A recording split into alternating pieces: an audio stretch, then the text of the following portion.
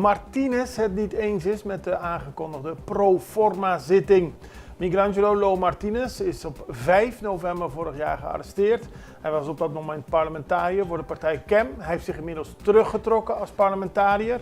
Maar hij zit nog steeds vast en hij heeft te horen gekregen dat eind februari zijn zitting zal worden behandeld, maar dan als proforma zitting. Daar is hij het niet mee eens, want eigenlijk moet na 60 dagen een zaak inhoudelijk voor de rechter komen. Daar is al een uitstel aan geleverd. En nu duurt het te lang voordat de zaak inhoudelijk kan worden behandeld, aldus Martinez. Volgens hem heeft het Openbaar Ministerie al bijna 2 jaar onderzoek naar hem gedaan. Zit hij al 3 maanden vast. Dus ze hebben voldoende tijd gehad om de zaak voor de rechter te brengen.